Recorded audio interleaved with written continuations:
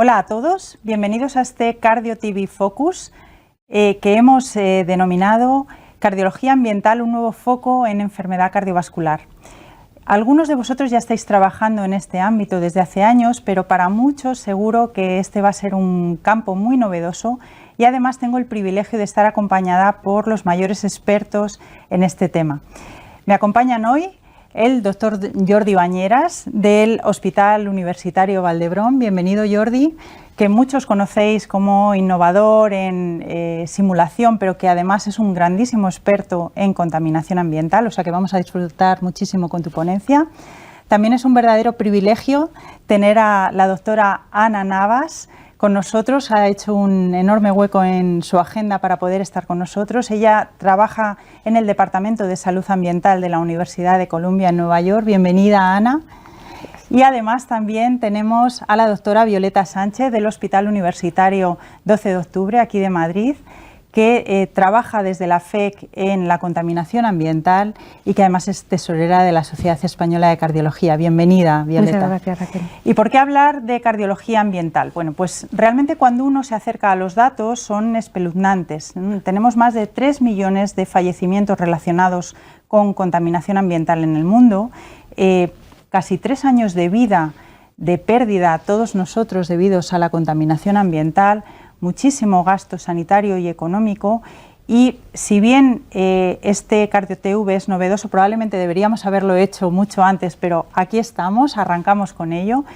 Y el detonante o el punto de inflexión para que desde la SEC y la FEC apoyemos este enorme proyecto fue precisamente tu charla en el último Congreso Nacional de Cardiología, donde muchos vimos la luz, Ana.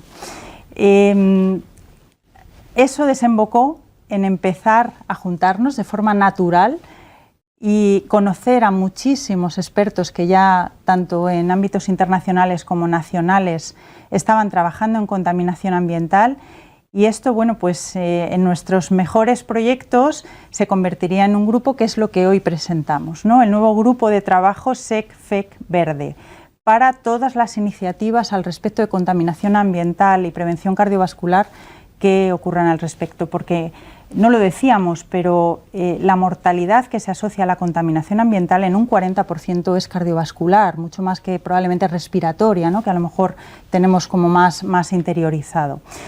¿Qué objetivos iniciales tiene este nuevo proyecto SEC-FEC Verde, además de todos los que queráis proponerlos, por supuesto? En primer lugar, el conocimiento de los contaminantes ambientales, qué es la contaminación ambiental. En segundo lugar, la investigación, tanto desde la SEC-FEC como con todas aquellas asociaciones científicas que quieran sumarse al proyecto. Por supuesto, la prevención en salud pública y guías de prevención cardiovascular. Ahí, desde luego, desde la Asociación de Riesgo, que tengo el honor de presidir, ayudaremos en todo lo posible. Modificar las actitudes y el uso de materiales o medios en la Sociedad Española de Cardiología. Concienciación a todos nuestros socios SEC-FEC de la importancia de los contaminantes ambientales, arquitectura sostenible y, como veis, todo lo que se nos pueda ocurrir al respecto. Así es que, sin más, y para disfrutar de todo lo que nos vais a contar, yo quería empezar contigo, Jordi. ¿Realmente, como cardiólogos, la contaminación ambiental nos debe preocupar? Es decir, ¿realmente influye en la posibilidad de tener o no un infarto la contaminación ambiental? Efectivamente, sabemos desde hace tiempo que todo lo que está relacionado con la contaminación va a recaer sobre todo a las enfermedades cardiovasculares, ¿no? Hay muchos estudios que relacionan la contaminación ambiental con muchas patologías cardiovasculares, como pueden ser el mundo de las arritmias, como la fibrilación auricular, puede ser el mundo de la cardiopatía isquémica, que es el más frecuente, tanto en fase aguda como trigger de infartos de miocardio, como en fase crónica, provocando o contribuyendo a la arteriosclerosis. También tenemos estudios que lo relacionan con otro tipo de enfermedades cardiovasculares, como pueden ser los triggers de disección de aorta, pero me quería focalizar sobre todo, ¿no?, a nivel de la cardiopatía isquémica, porque es donde más evidencia hay.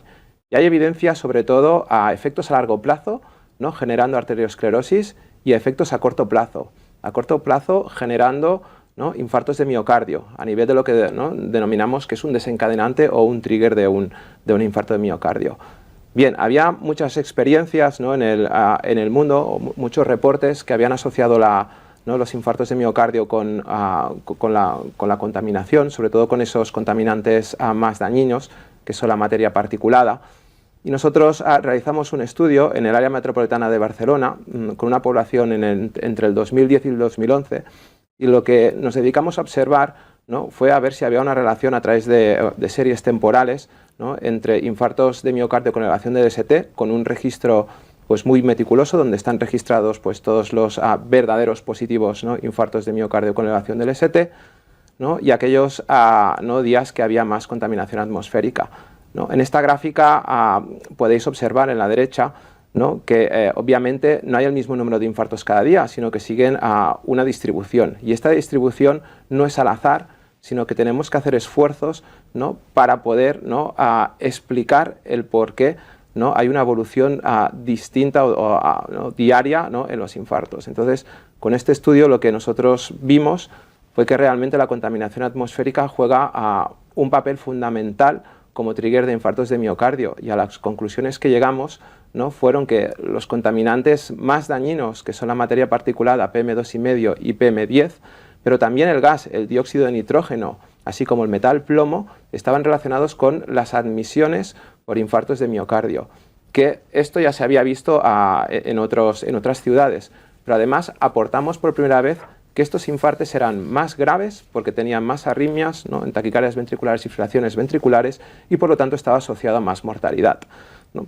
Y esto tiene varias explicaciones, pero una de ellas es que la contaminación finalmente lo que acaba provocando en el organismo es un estado proinflamatorio, ¿no? Y esto pues, nos hace pensar, ¿no?, que si tienes una enfermedad y tu organismo está inflamado, pues esta enfermedad obviamente, ¿no?, pues tiene peor pronóstico, ¿no? Aquí quería mostrarles simplemente en una infografía que se hizo con la SEC, ¿no?, que queda muy claro, ¿no?, PM2,5 y PM10, ¿no?, estos contaminantes que se han relacionado con los infartos de miocardio, donde provienen, y PM2,5 sobre todo proviene, ¿no?, de los tubos de escape del tráfico rodado, y el PM10 previene sobre todo, ¿no?, de material de la industria y de combustión. Por lo tanto, ¿no?, yo quería lanzar un mensaje clave y claro, ¿no?, que es que de manera urgente debemos disminuir los niveles de contaminación, ¿no?, porque hoy en día está demostrado claramente, ¿no?, que la contaminación atmosférica es un claro factor de riesgo cardiovascular, Raquel. Qué importantísimo, Jordi. Y si no lo hemos considerado y ya hemos tenido el infarto de miocardio, ¿no?, que hemos tenido un montón de años para prevenir y que estamos a lo mejor focalizados en otros factores de riesgo, una vez que ha ocurrido el infarto, que todos los pacientes deben ir a rehabilitación cardíaca, como sabéis que nos desgañitamos los que trabajamos en ello, ¿influye también la contaminación en la rehabilitación cardíaca? ¿Tienes algún trabajo muy interesante al respecto que me gustaría que compartieras con nosotros? Bien, muchas gracias, ¿no?, por la oportunidad de poderlo presentar, porque, claro, si la cardiopatía isquémica es la enfermedad, ¿no?, que más vidas se lleva en este mundo, estamos realizando muchos esfuerzos, ¿no?, a nivel de la prevención secundaria también. Pero, ¿qué sabemos de prevención secundaria con contaminación atmosférica? ¿Juega algún papel o no? Y la verdad es que aquí no tenemos datos, ¿no?, y nos planteamos ya hace un par de años, ¿no?, con distintos grupos de rehabilitación, ¿no?, de la Sociedad Española de Cardiología, poder investigar, ¿no?, si después de un infarto de miocardio, si vives en una zona más o menos contaminada, puedes esto influenciar o tener un impacto en el pronóstico de estos pacientes. Entonces aquí os muestro las comunidades autónomas que participaron, ¿no?, que en total recogimos un total de 105 pacientes que habían tenido un primer infarto con elevación del ST y se les había realizado 2 ergospirometrías, más o menos en un intervalo entre el primer mes y el tercer mes posinfarto de miocardio, ¿no? Y nos dedicamos a ver distintos parámetros, ¿no?, a ver si eran distintos en función de si en la ciudad donde se vivía había más o menos contaminación. Estos son datos preliminares, todavía no publicados, ¿no?, pero que nos dicen que sí, que hay una relación, y que aquellos pacientes que viven en zonas más contaminadas y han tenido un infarto van a tener una evolución distinta a los pacientes que viven en zonas menos contaminadas. Y una evolución distinta en términos de que van a tener un peor pronóstico, ¿no?, medido por variables que incluso tienen impacto, ¿no? Como puede ser la pendiente a deficiencia de consumo de oxígeno, el OWES, ¿no? Que se va a conseguir un menor beneficio en aquellos pacientes, ¿no? Que viven en zonas más contaminadas. Pero otras variables, como el tanto por ciento de oxígeno, ¿no? en el segundo minuto de la recuperación en la ergospirometría, ¿no? También tiene diferencias, y en aquellos pacientes que viven en zonas más contaminadas, ¿no? tienen un peor pronóstico. Aquí quería hacer una reflexión, ¿no? Porque en las ciudades donde vivimos, ¿no? debemos seguir ¿no? las directrices que nos dice la Unión Europea, ¿no? Y para España, ¿no? como los otros países de la Unión Europea, para los niveles de PM2,5 nos marcan que tenemos que estar por debajo de 25 microgramos por metro cúbico al año, y para el PM10, ¿no? debemos estar por debajo de 40 microgramos por metro cúbico. Si os fijáis, bueno, la gran mayoría de ciudades cumplen con estos niveles. Pero también están las guías de la Organización Mundial de la Salud, y aquí los niveles para PM2,5 no es 25, sino que es 10, ¿no? Y para el PM10 el umbral no es 40, sino que es 20. Entonces, si aquí os fijáis, ¿no? Para niveles de PM2,5, que el umbral de la Organización Mundial de la Salud es 10, realmente hay muchas ciudades que lo sobrepasan. Incluso, pues fijaros, ¿no? Que Barcelona casi duplica este valor. Y por los niveles de PM10, ¿no? que deberían estar por debajo de 20, fijaros que más de un tercio de estas, bueno, más de 3 tercios de estudiados, ¿no? en este estudio de New England, ¿no? están sobrepasando estos límites. Pero además, desde finales del año pasado, aparecieron las nuevas directrices de las guías de la Organización Mundial de la Salud de la calidad del aire, y han disminuido esos umbrales. Han disminuido el umbral de PM2,5 a 5 y el umbral de PM10 a 15. Fijaros, de todas estas ciudades que se estudiaron, cuántas están por debajo de este umbral que nos dictamina la OMS, ¿no? La respuesta es sencilla: ninguno. Realmente queda muchísimo trabajo por realizar, ¿no? Después de demostrar, ¿no? que los contaminantes tienen un impacto, ¿no? a nivel de nuestra salud cardiovascular, y al igual que hemos puesto mucha atención en factores de riesgo cardiovascular clásicos, evitando el tabaco, ¿no? a la hipercolesterolemia, a la diabetes, la hipertensión, hay que focalizarse y también hacerle caso, ¿no? a la contaminación atmosférica. Completamente, Jordi, y es que estábamos hablando muchas veces de riesgo residual, lipídico, glucémico, y a lo mejor lo que no estábamos hablando es de factores de riesgo que tenemos delante y que no estamos pudiendo controlar porque realmente no es sencillo. Luego aportaremos las ideas de lo que se puede hacer, ¿no? Y da la sensación un poco de que la comunidad científica hemos ido, fíjate, por detrás de las acciones más políticas, a lo mejor que ya estabas comentando. ¿Tú crees que ha habido poco interés en el país, en las comunidades autónomas, en este tema de contaminación ambiental, a excepción de estas personas como tú, ¿no? que estáis haciendo estos enormes trabajos? Pero desde el punto de vista institucional, ¿tú crees que ha habido poco interés, mucho? ¿Cómo nos lo definirías? ¿Cuál es tu impresión? Bien, mi impresión es que realmente a nivel científico ha habido interés y desde hace muchos años. Yo lo que pienso es que ha habido una falta muy grande de comunicación y de concienciación hacia la sociedad, ¿no? Si aquí nos fijamos en este mapa que hemos elaborado, ¿no? de las comunidades autónomas donde hay estudios de morbilidad cardiovascular, pues fijaros, en la inmensa mayoría de comunidades autónomas de España hay algún estudio que se ha realizado, que ha demostrado además de forma significativa que hay relación entre la contaminación atmosférica y alguna enfermedad cardiovascular, ya sea mayor incidencia de fibrilación auricular, ya sea sobre todo, ¿no? mayor incidencia de cardiopatía isquémica, ya sea, ¿no? tanto en fase aguda por infartos de miocardio o admisiones, ¿no? por insuficiencia cardíaca. Por lo tanto, la evidencia la hay, y si empezamos a buscar la literatura, hay estudios españoles ya desde los años 90 que nos están apuntando que la contaminación atmosférica se relaciona con enfermedades cardiovasculares. Por lo tanto, la evidencia aquí está. Pero no solo miremos comorbilidad cardiovascular, miremos en términos de mortalidad. ¿Qué comunidades autónomas en España se han dedicado a realizar estudios que relacionen la contaminación atmosférica con mortalidad cardiovascular? Y además, estos estudios hayan sido significativos. Pues fijaros, en la inmensa mayoría de comunidades autónomas de España. Entonces, la evidencia está, la evidencia es clara, y no es de hace 2 años. Hay estudios incluso, repito, de los años 90. Entonces, es momento que nos lo tomemos muy en serio, que tengamos en cuenta que la contaminación es un factor de riesgo cardiovascular más, que si queremos ciudades modernas, innovadoras, hay que atacar y hay que abordar este problema.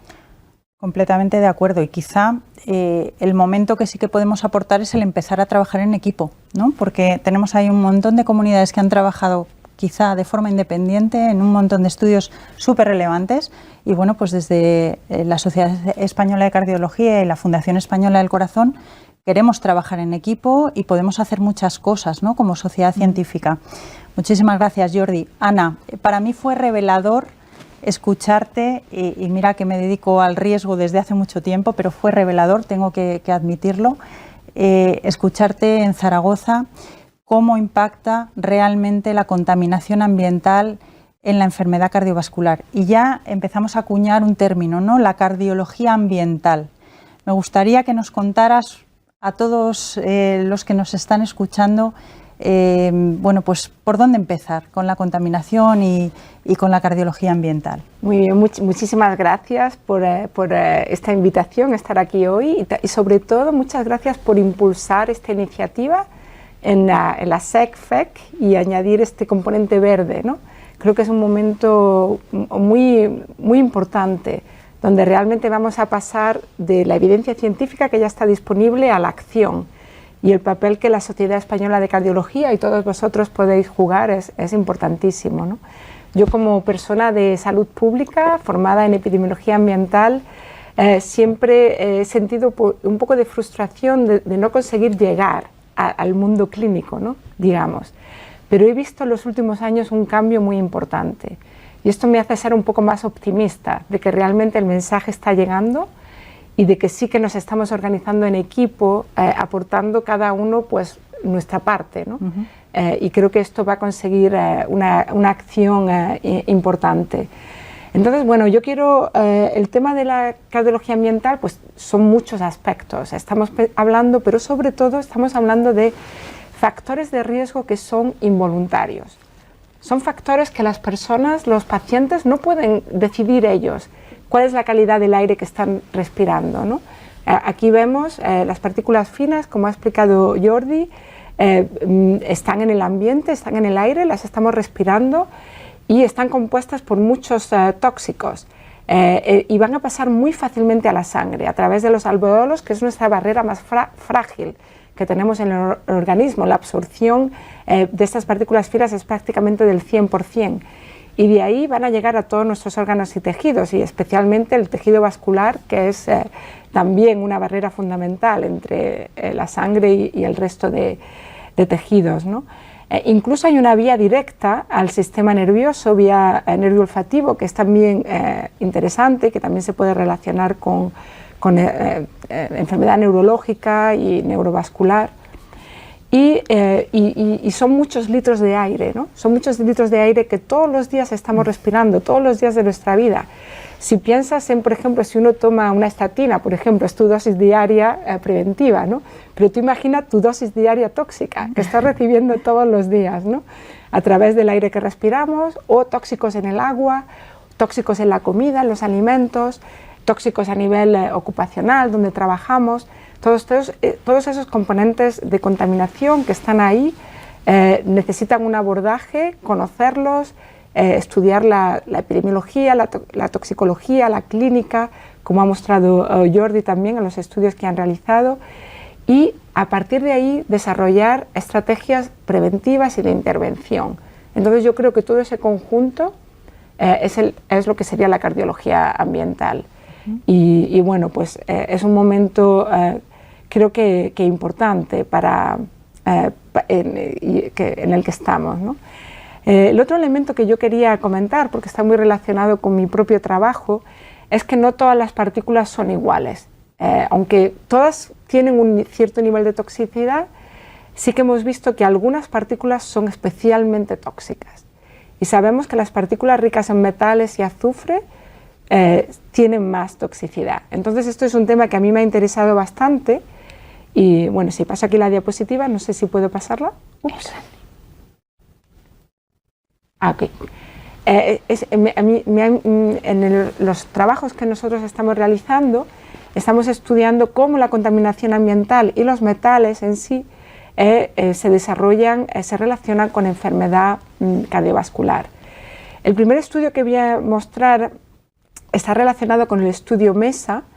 Este es un estudio multiétnico de arteriosclerosis que es una cohorte de Estados Unidos en 6 ciudades, en Baltimore, bueno, en 6 ciudades de Estados Unidos que tienen, podéis ver en los colores, niveles de PM2.5 diferente en cada una de esas ciudades. Algunas ciudades tienen niveles más bajos, otros más altos, pero si veis en los histogramas los niveles crónicos, podéis ver que todo el mundo, todas las personas están respirando niveles 2 veces por encima del nivel recomendado por la OMS, que es de 5 microgramos por metro cúbico. Todo el mundo está expuesto a unos niveles de contaminación que se consideran inaceptables. Y esta ha sido una exposición crónica a los participantes del estudio y puedes ver cómo se relaciona con la enfermedad coronaria, con la calcificación coronaria y el progreso de coronaria. Esto tiene que ver con los efectos crónicos, digamos. Lo que estamos estudiando ahora en MESA es ver si la exposición a metales, relacionada en parte con la contaminación atmosférica según los distintos tipos de partículas en las distintas ciudades, así como otras fuentes de exposición a metales, se desarrollan con la enfermedad coronaria también y con la calcificación y otros aspectos de enfermedad de arteriosclerosis y enfermedad cardiovascular clínica. Y bueno, pues tenemos ya resultados preliminares que nos permiten ver que sí, que los metales contribuyen a ese exceso de riesgo y en conjunto con toda la evidencia ya epidemiológica que hay para metales, sobre todo para plomo y cadmio, que son 2 metales divalentes, que tienen la característica de que una vez que estamos expuestos a ellos no son fáciles de eliminar, sino que se quedan en nuestro cuerpo. El plomo, por ejemplo, se comporta de forma muy parecida al calcio y llega hasta el hueso, se acumula en el hueso durante mucho tiempo y también interfiere con toda la fisiología del calcio. Y parece ser que ese puede ser un mecanismo importante. Entonces estamos ahí intentando ver estrategias para poder ayudar no solamente a nivel de prevención y prevenir las exposiciones, sino también desarrollar intervenciones pues, para poder quizás eliminar estos metales que se acumulan en el cuerpo y ver si podemos prevenir de alguna manera o reducir el riesgo de la enfermedad clínica. Y un agente quelante que es muy conocido durante mucho tiempo, pero no se ha utilizado en salud cardiovascular, es el ETA, que se conoce como ETA, el etileno diamina tetraacetato.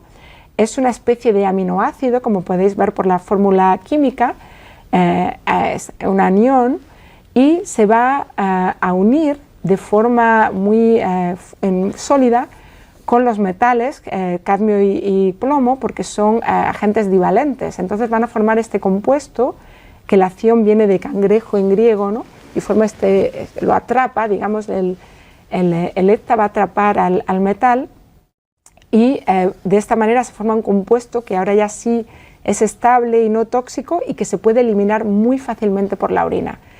Así que estos metales que han estado acumulados en nuestro cuerpo durante décadas, vamos a por fin conseguir eliminarlos. Y bueno, hubo algunos médicos un poco alternativos en Estados Unidos que empezaron a usarlo y pensaron que funcionaba. Y decían, esto funciona. Pero claro, la clínica tradicional pensaba que eso era un poco demasiado alternativo y que como que no valía, ¿no? Que eso no y sobre todo que no estaba demostrado científicamente, que es muy importante, ¿no? No queremos dar a nuestros pacientes intervenciones que bueno, puedan suponer un riesgo. Pero este cardiólogo, Gervasio Lamas, un cardiólogo muy reconocido, con muchísima experiencia en ensayos clínicos, un día un paciente llegó a su clínica y le dijo, he oído que esta quelación de metales puede ser buena para mi enfermedad cardiovascular. ¿Usted qué opina, doctor? Y él dijo, es una tontería, no funciona, creo que no debe usted usarlo, es peligroso. Pero esa tarde, cuando volví a casa, él pensó, yo porque he respondido, realmente no tengo ni idea de si eso es bueno o malo. Entonces empezó a leer, miró los estudios, algunos estudios antiguos, que apuntaban a algo potencialmente interesante o que podría tener algún beneficio, y tuvo la fortaleza un poco de buscar financiación y intentar realizar un estudio, ensayo clínico bien hecho, lo cual fue muy complejo, pero el estudio se publicó en la revista JAMA en el año 2013 y, para la sorpresa de todo el mundo, incluido para Tony Lamas, que como lo conocemos, el agente quelante mostró un beneficio muy importante en los enfermos que ya tenían un infarto en general y sobre todo los que tenían diabetes además. Entonces, bueno, pues esto nos ha permitido abrir una vía nueva, digamos, en el mundo de la cardiología ambiental, que incluya no solo medidas de prevención, pero también medidas de intervención. Y pienso que hay muchas intervenciones que puedan estar sin descubrir, ¿no? Pues estamos hablando, por ejemplo, con Jordi hemos hablado de temas de alimentación, temas con ácido fólico, que puedan ser útiles en la presencia de contaminación ambiental, y de hecho hay algunos estudios, ensayos clínicos hechos muy interesantes que apuntan a esa posibilidad. Entonces creo que a nivel de intervenciones tenemos muchas oportunidades también. Sí, luego te preguntaré a propósito de tus estudios en enfermedad arterial periférica, que desde luego son muy impactantes. Y recuerdo cuando terminaste la charla en Zaragoza que decías, ojalá podamos trabajar en común con la Sociedad Española de Cardiología. Bueno, pues de verdad que el placer es nuestro de que estés trabajando con nosotros, porque estos conocimientos nos ponen en marcha a todos. Violeta, desde la FEC también se han hecho muchísimas acciones en los últimos años. Me gustaría que como representante de ellos nos los pudieras contar. La verdad es que muchas gracias, Raquel, es un placer estar aquí y sobre todo darme la oportunidad de presentar un trabajo que lleva un largo recorrido y del cual pues no he sido realmente partícipe. Hay mucha gente en la Fundación Española del Corazón que lleva trabajando en ello, y entre las distintas iniciativas que se han realizado, pues ya en el 2018 se hizo una campaña de corazón y medio ambiente, y se desarrolló un trabajo en el cual participó el doctor Bañera sobre el efecto de la contaminación del aire en pacientes sometidos a rehabilitación cardíaca después de sufrir un infarto de miocardio. Se participó también en la Cumbre del Cambio Climático de Madrid, el COP25, en una mesa, y en el ya más cercano, pre-COVID, en el 2020, se hizo una jornada sobre la calidad del aire en la era post-COVID. También hay un trabajo publicado de los efectos de la polución cero en los sistemas de salud y para la neutralidad del clima. Y pues bueno, ya más reciente se estaba trabajando con distintas instituciones, ayuntamientos, sociedades, y en concreto con el Consejo General de Colegios Oficiales de Médicos, que han hecho un documento que se denomina Alianza Médica contra el Cambio Climático, en el cual participan muchas sociedades, y la Sociedad Española de Cardiología es sociedad promotora del proyecto. Y bueno, ya en el 2022 pues es el momento en el que nace este grupo de trabajo, cuyo objetivo es concienciar e intentar mejorar lo que es el pronóstico de nuestros pacientes desde un inicio sencillo, la fuerza del grupo de riesgo cardiovascular y sus ganas de hacer cosas y de trabajar y de prevenir, y por otra parte la opinión y monitorización que realizarán los expertos para guiarnos en este largo camino. En cuanto a trabajos con base científica con otras universidades, este fue uno de los primeros documentos que se presentaron en diciembre del 2018, que sirvió para realizar una jornada en la que ya se hablaban de todos estos temas, o sea, ya es hace tiempo, o sea, son 4 años, y la FEC ya estaba trabajando en ello, hizo una colaboración para la investigación. Y pues bueno, Jordi ha presentado antes unas infografías que se hicieron con la SEC, Y esta infografía se lanzó desde FEC Verde para concienciar a la población, ¿no? La contaminación atmosférica y las enfermedades cardiovasculares. Según la OMS, y como ya hemos comentado previamente, la contaminación atmosférica puede ser responsable del 25% de todas las muertes por cardiopatía isquémica y del 24% de las muertes por accidentes cerebrovasculares. O sea, son unas cifras muy elevadas. Nos preocupamos mucho con nuestros pacientes de debe usted hacer ejercicio, debe olvide el sedentarismo, una dieta sana, pero ¿cuánta gente le dice a sus pacientes intente ir a caminar pero por una zona verde donde el índice de partículas sea menor? O sea, les insistimos en la importancia de lo que es la salubridad del hogar para el desarrollo de eventos cardiovasculares. Yo creo que no estamos muy concienciados, primero los profesionales. O sea, si nos metemos en las páginas web de la SEC y la FEC, realmente no hay unos consejos sobre que van a depender de muchas cosas, ¿no? Del sistema, del estatus económico, de muchos aspectos que, como decías antes, Ana, no vamos a poder modificar o va a ser difícilmente modificable, pero sí que hay factores que sí vamos a poder modificar y que estamos obligados a concienciarnos nosotros y a concienciar a nuestros pacientes. No voy a contar cómo afecta la contaminación del aire a su corazón, pero sí que ya en esta infografía nos dan una nota de atención sobre qué puede hacer para reducir su riesgo, ¿no? Basado en el medio ambiente. Y aquí sale el que hace unos años, pues dice, compruebe los niveles de contaminación atmosférica. Entonces dirías, ¿dónde lo hago? En la agencia estatal para ver el clima, ¿dónde me meto? Pues bueno, la conciencia, a veces el concienciarnos lo hacen otros por nosotros. No son médicos, no son cardiólogos, pero ahora mismo en cualquier teléfono móvil tenemos una aplicación directa que nos puede decir cómo es la calidad del aire donde estamos. Y no sé si vosotros como expertos pensaréis que es exacta, fiable y demás, pero sí que nos han metido ya una pequeña cuña publicitaria de que la contaminación ambiental es muy importante y que debes buscar eso, buscar ciudades verdes, rutas verdes que sean beneficiosos para nuestra salud y que no es lo mismo correr por el centro de una gran ciudad que salirse a las afueras, al campo y hacer una ruta verde, ¿no? Esto, Violeta, es enormemente interesante. Por ejemplo, los alérgicos consultan los niveles de pólenes todos los días y esto hace unos años era impensable. Bueno, pues algo así puede ir calando también en la población, ¿no? Para saber por dónde tienes que salir a hacer ejercicio o qué días hay más contaminación o qué días menos. Efectivamente. O sea, que es algo, como tú decías, todos tenemos móviles, algunos tienen varios incluso, ¿no?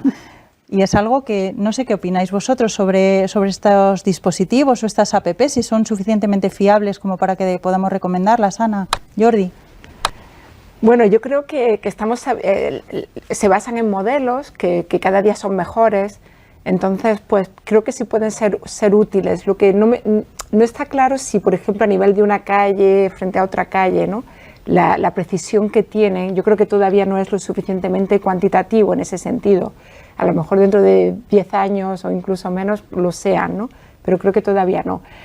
Pero creo que son de una utilidad pues a lo mejor general, incluso pues para el cardiólogo saber si su paciente que le va a dar el alta con su infarto se va a ir a vivir a su casa donde los niveles crónicos son muy altos o vive en una zona con niveles crónicos bajos, ¿no?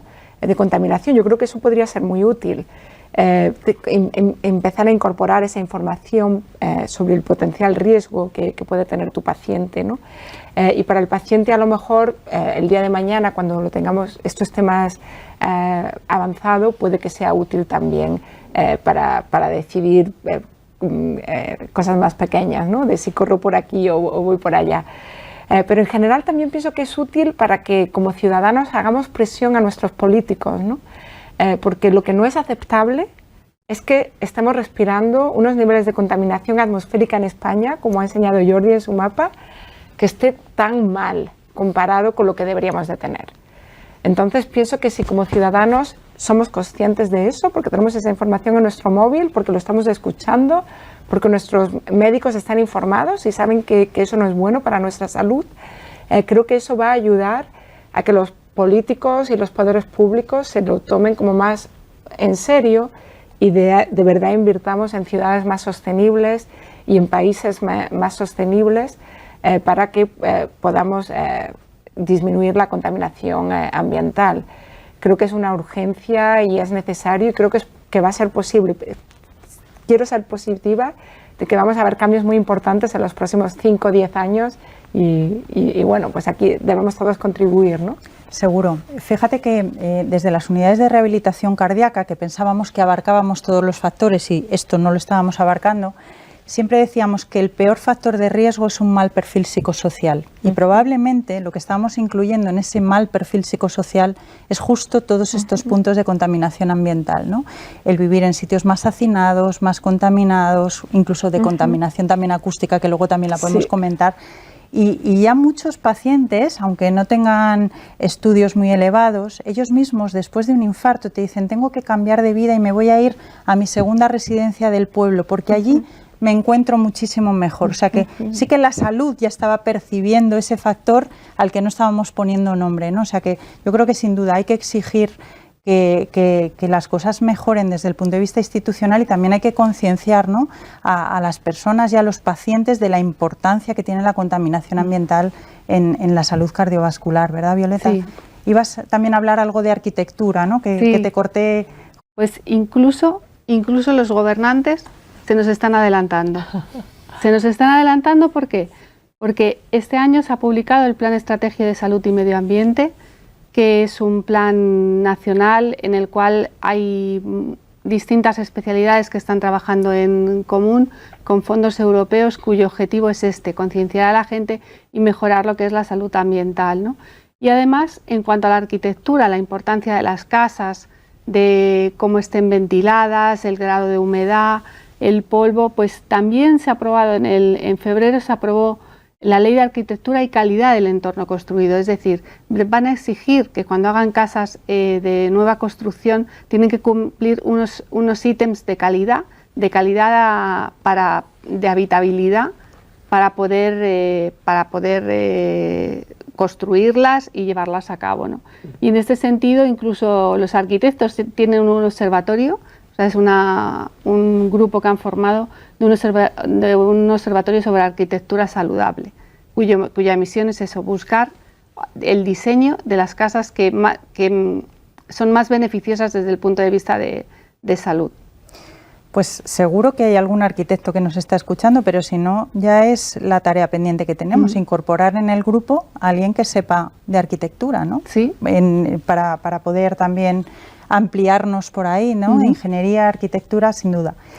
Ana, yo cuando escuché los efectos de los quelantes en enfermedad arterial periférica, comprendí claramente cómo íbamos de las partículas a la enfermedad cardiovascular y cómo podíamos mejorarla. Me gustaría que también nos lo volvieras a contar, porque realmente los quelantes funcionan.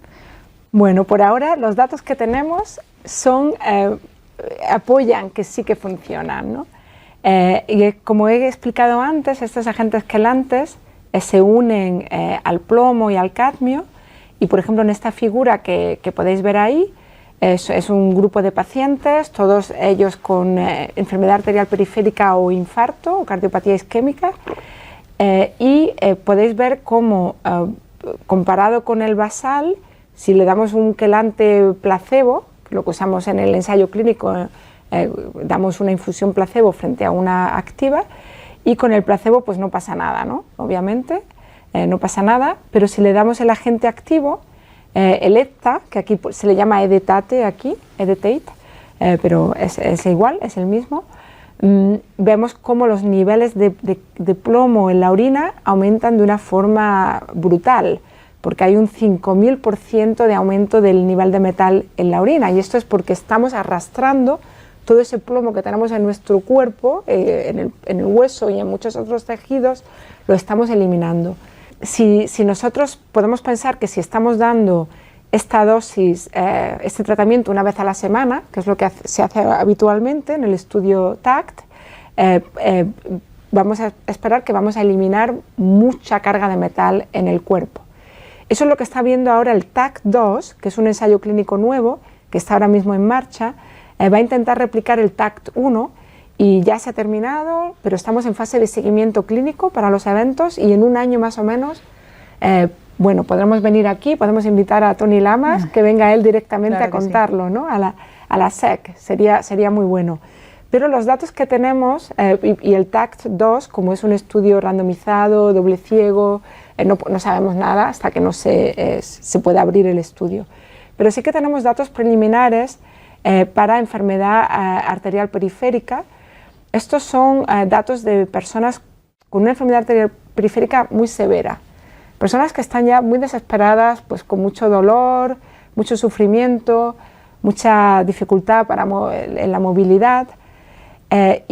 Empezamos, el equipo de Tony Lamas y Francisco Ujueta empezaron a administrar este tratamiento en estos enfermos y bueno, han conseguido unos resultados que son espectaculares. No solamente, bueno, voy a enseñar las fotos porque pueden ver unas personas con necrosis muy avanzada, con amputaciones previas, como he dicho, pues con gran sufrimiento, y el tratamiento con esta realmente supuso una mejoría impresionante. Y pueden ver aquí, hay unos casos, unas fotos tenemos de un paciente de Miami y luego otro paciente con el doctor Carlos Bozzi en Argentina, que es también un cardiólogo, que cuando él conoció estos resultados de Tony Lamas lo contactó y dijo: yo lo quiero administrar este tratamiento a mis pacientes, y él consiguió también unos resultados impactantes. Ya tenemos una serie con el equipo de Tony Lamas, tenemos una serie de como de 15 pacientes, la gran mayoría de ellos con una mejoría importante. Y quería comentar que no solamente es la mejoría visual, que se ve claramente, la vascularización ha mejorado mucho, sino que estas personas se encuentran mucho mejor también a nivel de calidad de vida.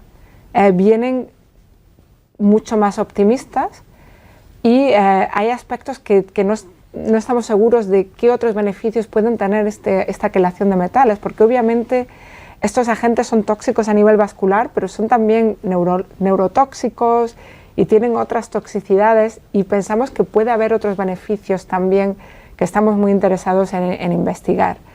Y bueno, pues aquí estamos siguiendo con este trabajo. Nos encantaría poder hacerlo en España, ¿no? Por ejemplo, aprovechando vuestra red de enfermedad arterial periférica, pues sería una oportunidad buenísima. Entiendo que no es totalmente fácil porque tenemos que conseguir que el tratamiento sea oficial en España, que se pueda realizar, y eso pues tiene algunas complejidades, ¿no?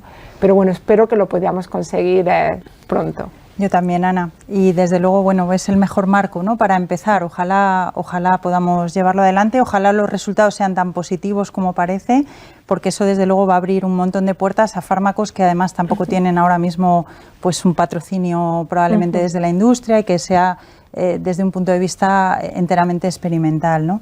Bueno, yo creo que hemos pasado de la contaminación ambiental casi un poco como permitirme como moda, ¿no?, a como un factor de riesgo clarísimo cardiovascular, de enfermedad arterial periférica, de amputación. Probablemente estamos en un momento en el que además pues la población, con el polvo desértico que tuvimos hace unas semanas, ¿no?, con las erupciones volcánicas, está algo más concienciada, pero ¿cómo, y os pregunto a todos, cómo hacemos para convencer a la cardiología que aprenda de contaminación ambiental, con todas las dificultades que estamos teniendo clínicas todos, ¿no?, con la etapa sanitaria que estamos viviendo? ¿Cómo creéis que podemos convencer, aparte de difundiendo todo esto? ¿Creéis que debemos empezar a formar a los residentes, hacer más divulgación como lo que estamos haciendo, hacer algún artículo científico de relevancia? ¿Qué se os ocurre que podamos hacer? Claramente concienciación muy clara, ¿no? Yo traía una imagen, ¿no?, de un ciclista en el 2020 que iba con una mascarilla antes de que viniese el COVID, ¿no? Y era para filtrar las partículas de aire, ¿no? Y la gran mayoría de la gente se lo miraba, ¿no? Diciendo, ¿no? ¿Qué está llevando? ¿No? Bien, eso no quiere decir que todos tengamos que llevar mascarilla, ¿no? Para evitar la contaminación. Habrá que pensar en otras estrategias, obviamente, ¿no? Poblacionales, ¿no? Pero sin duda ha habido una falta clarísima de concienciación, un desequilibrio, un gap entre lo que dice la literatura y la información que nos ha llegado. Os invito a que busquéis simplemente en el PubMed cuántos estudios han hecho sobre contaminación atmosférica y enfermedades, ¿no? En España, solo en España, más de 2000, ¿no? Imaginaros en el mundo, ¿no? Entonces, el factor es claro, ¿no? Concienciar, ¿no? No solo en sanidad, ¿no? A enfermeros, médicos, ¿no? A los que nos dedicamos, ¿no? A promulgar la buena salud a nuestros pacientes, ¿no? Sino al propio ciudadano, ¿no? Que reclame, ¿no? Lo más beneficioso para él. Totalmente, y probablemente medir, como decía Ana, ¿no? Si tú mides en los 5 días en la ciudad cómo está la contaminación y luego mido cuando me voy a hacer senderismo el fin de semana y veo las diferencias que hay, claramente voy a aprender, ¿no? Voy a ser un poco como el alérgico que me aprendo los niveles de pólenes que hay todos los días. O sea que yo creo que no solo desde el punto de vista científico, sino que nosotros, cada uno de nosotros como personas, debemos estar concienciados, ¿no? de lo que es la contaminación ambiental. Sí, yo creo que, por ejemplo, los pacientes, la mayoría de personas de la ciudadanía general, no están en el radar, no forma parte del conocimiento general. Yo creo que habéis hecho un trabajo tan bueno desde vuestro campo con los estilos de vida, por ejemplo, que creo que cualquier persona, tú le preguntas a cualquier ciudadano cuáles son los factores de riesgo cardiovasculares y todo el mundo te los puede decir. Todo el mundo sabe que es los lípidos, la diabetes, la hipertensión, el tabaquismo, el sedentarismo, la dieta, ¿no? Creo que todo el mundo, pero prácticamente nadie pensaría que el medio ambiente, que el aire, la contaminación del aire, por ejemplo, les está influyendo. Entonces yo creo que eso es importante, ¿no? Porque solamente si tenemos ese conocimiento vamos a poder realmente influir y exigir, ¿no? Una menor contaminación y creo que esto va a cambiar, ¿no? Y yo creo que ya está cambiando y bueno, pues todo lo que la SEC puede hacer para eso, incluirlo en la página web, que difundirlo, que los residentes, los estudiantes de medicina, la enfermería, todo el equipo, ¿no? El equipo pues va a ser muy importante y también pues seguir haciendo estudios que sean útiles, ¿no? Para la acción. Aunque hay muchos estudios hechos, pero a veces esos se han hecho, por ejemplo, desde el mundo de la salud pública sin incluir a lo mejor a cardiólogos dentro de los estudios. Entonces pues el mensaje se queda como en el mundo de la salud pública y no llega a la cardiología. Entonces yo pienso que esa interacción entre distintas disciplinas es muy importante. Entonces, bueno, pues eso es lo que a mí me ha motivado, por ejemplo, para venir aquí, ¿no? Porque yo doy mucho mi mensaje en mi sociedad, ¿no? de epidemiología ambiental, que tenemos una sociedad, y claro, pero ahí ya nos lo sabemos todos. Lo importante es que podamos interactuar entre sociedades, ¿no? Sí, de hecho pone sobre la mesa, ¿no? Que hoy en día nadie duda sobre el tabaco, ¿no? Incluso en las cajetillas está muy claro los efectos, ¿no? que produce el tabaco. Pero ¿qué sabemos de la contaminación? Sabemos, por ejemplo, que ciudades tan contaminadas como Nueva Delhi, ¿no? Gente que no fuma de forma gratuita es como si estuviesen fumando 40 cigarrillos al día. Y en España tampoco es gratuito. Hay algunas ciudades que donde vivimos es como estar fumando 2 cigarrillos al día. Por lo tanto, deben haber medidas claras. A propósito de esto que estás diciendo, Jordi, ¿qué piensas de las zonas de baja emisión de las ciudades? Que, bueno, pues últimamente en grandes ciudades, ¿no? A veces también con los compromisos que eso conlleva de transporte y tal, se están promoviendo, muy bien promovidas. ¿Funcionan realmente? Claro, ¿no? Aquí ha habido un gran debate, ¿no? y es lógico pues por muchos motivos. Pero la Alianza Europea de Salud Pública dice que las zonas de bajas emisiones son de las medidas más eficientes para bajar la contaminación atmosférica. Yo no sé si será la mayor medida o no, ¿no? Pero aquí en España tenemos zonas de bajas emisiones en Madrid y en Barcelona. En Madrid en una zona pequeña, ¿no? En Madrid central. En Barcelona en una zona mucho más grande, ¿no? Que es en las Rondas, ¿no? Y lo que se ha demostrado es que, al menos en Barcelona, ¿no? Que los niveles de contaminación disminuyen más de un 30%, ¿no? En sus emisiones. Y de hecho, desde que se instauró esta medida, ¿no? Los vehículos más contaminantes, ¿no? Que circulan por esas zonas han bajado de un 20 a un 2%, ¿no? Por lo tanto, realmente es una medida que funciona, como otras medidas que podrían haber, pero que es totalmente necesaria.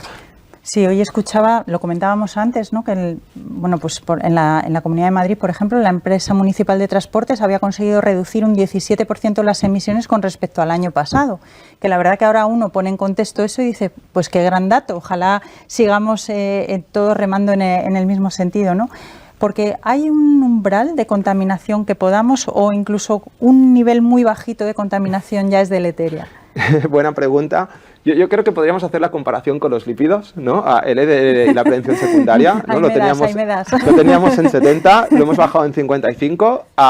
También está la teoría del riesgo, ¿no? Del colesterol LDL0, ¿no? Pues aquí va un poco lo mismo, ¿no? Va un poco lo mismo porque cuanto más bajo van los niveles, más beneficio hay, ¿no? Incluso hay algún estudio que dice que la curva va hacia cero, es decir, que incluso a niveles muy bajos, si los sigues disminuyendo, tienes beneficio. Por lo tanto, deberíamos acercarnos a nivel de contaminación cero.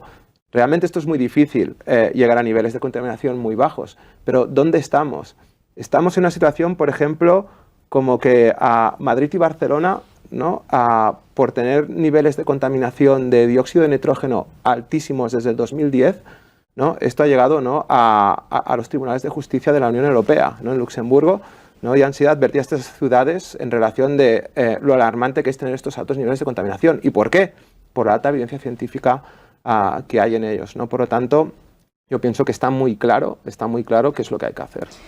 Sí, como decía Violeta, yo creo que cuando concienciemos a la sociedad y los pacientes, desde luego, tienen una palanca de cambio que a veces no tenemos las sociedades científicas. Lo idóneo es que fuéramos todos, no sé si esto es políticamente directo, correcto, ahora que nadie nos oye, ¿no? Pero lo idóneo es que todos fuéramos en la misma línea, ¿no? Cuando la población esté concienciada de qué niveles de contaminación están viviendo a diario, qué píldora tóxica estamos tomando todos a diario, ¿no? Pues probablemente también promuevan cambios que sean beneficiosos para todos. Estamos llegando al final. La verdad que me gustaría, si queréis, que dijerais una última frase así impactante para que nos lleváramos todos para el recuerdo, si queréis, si no, bueno, pues alguno de vosotros. Yo tengo también ya un poco la mía pensada para cerrar el directo. Yo os diría que la prevención cardiovascular es más importante que nunca y más en esta etapa sanitaria, y que desde luego mi deber pendiente es incorporar la contaminación ambiental a la prevención cardiovascular, que hasta ahora no lo estábamos haciendo bien. Por mi parte iba a decir algo muy parecido, ¿no? O sea, me da envidia que los pacientes respiratorios sepan los niveles de polen que hay para su patología, y los cardiológicos ni tan siquiera mencionen de cuando están en la consulta. Vivo en una zona con alta contaminación, entonces yo, más que un término, es un deseo. O sea, desear que la valoración medioambiental, la contaminación medioambiental, la cardiología ambiental exista realmente dentro de poco, no solo para los pacientes, sino también para nosotros. Muy bien, pues a mí me gustaría seguir animándoos a todos en este camino que habéis empezado. Creo que es un momento muy importante, y también animar a todas las personas que nos estén escuchando. Me imagino mucha gente que está en formación, que tiene inquietudes, pues a que sigan, ¿no? A que nos contacten, a seguir trabajando juntos y a buscar oportunidades para hacer nuestras ciudades más sostenibles. Hemos hablado de arquitectura, también de urbanismo, y tenemos creo que muchas oportunidades, y tenemos que seguir en este camino que hemos empezado. Así que gracias por esta oportunidad. Mi mensaje sería que necesitamos una concienciación y una acción urgente, ¿no? No me gustaría que pasase como el tabaco, que hace 50 años, ¿no? Se estaba promoviendo que regalásemos a nuestros padres tabaco, ¿no? Podéis buscar imágenes, ¿no? Por internet, regalar por Navidades, ¿no? Sí. Tabaco, y necesitamos tanto tiempo para ponerle la etiqueta de factor de riesgo cardiovascular. Con la contaminación hay mucha evidencia, no estamos hablando de hace 2 años, Hemos comentado que hay estudios incluso en España de hace más de 20 años que dicen que la contaminación se relaciona con muchas enfermedades, sobre todo cardiovasculares. Ha llegado el momento del cambio. Hay que decir basta ya y cambiarlo, ¿no? Combatir con este gran factor de riesgo cardiovascular. Me quedo con esa frase tuya, Jordi. Ha llegado el momento del cambio y de hacerlo en equipo. Contamos con vosotros como asesores científicos, contamos con toda la energía de los que solemos trabajar en prevención cardiovascular y con la población, y desde luego el nuevo proyecto SECFEC Verde está abierto para todos. Escucharemos todas las sugerencias que tengáis, pero hoy es el día en que empieza el cambio y la cardiología ambiental ya es parte de todos nosotros. Muchísimas gracias a todos por estar ahí.